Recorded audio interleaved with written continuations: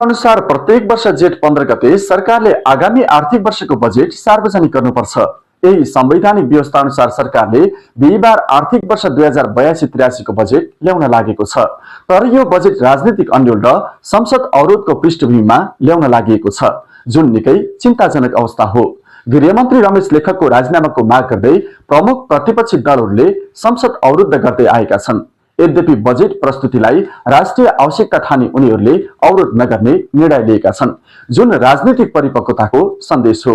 यसले सन्देश दिन्छ कि दलहरूबीच जति मतभेद भए पनि राष्ट्रिय हितका विषयमा न्यूनतम सहमति कायम गर्न सकिन्छ। अर्थमन्त्री विष्णु पौडेलले भोलि दिउँसो 3 बजे संयुक्त संसद बैठकमा आगामी वर्षको राजस्व र व्ययको वार्षिक अनुमान प्रस्तुत गर्दैछन्।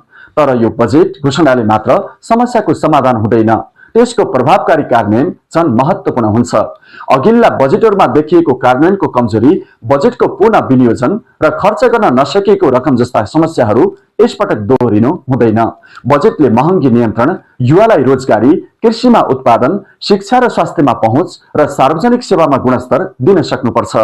यसैबीच संसद अवरुद्ध हुँदा सरकारको तयारी गरिएको आर्थिक सर्वेक्षण सार्वजनिक हुन सकेन।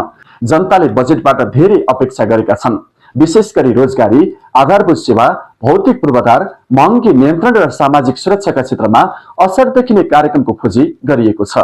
विगतमा बजेट घोषणालाई विकासको दस्तावेज भन्दा पनि राजनीतिक नारामा सीमित गरिएको गुनासोहरू उठ्दै आएका छन्। त्यसैले यसपटक बजेट व्यवहारिक, कार्यान्वयन मैत्री र समावेशी हुनुपर्छ। जनताको दैनिक जीवनमा सीधा प्रभाव पार्ने कार्यक्रमहरूलाई प्राथमिकता दिइनुपर्छ। बजेट कुनै एक पार्टी वा सरकारको मात्र विषय होइन, यो राष्ट्रको आर्थिक रूपरेखा हो। त्यसैले राजनीतिक असहमति र तिक्तता अलग राखेर यसमा सबै दलहरूको रचनात्मक भूमिका आवश्यक हुन्छ। यो बजेट केवल संवैधानिक बाध्यता पूरा गर्न नभई जनताको आवश्यकता, मुलुकको परिस्थिति र भविष्यको सम्भावनालाई दृष्टिमा राखेर ल्याइनुपर्छ। जनताले देखेको समृद्ध नेपालको सपना कागजमा सीमित नहोस्, व्यवहारमा देखियोस् भन्ने हाम्रो चाहना हो।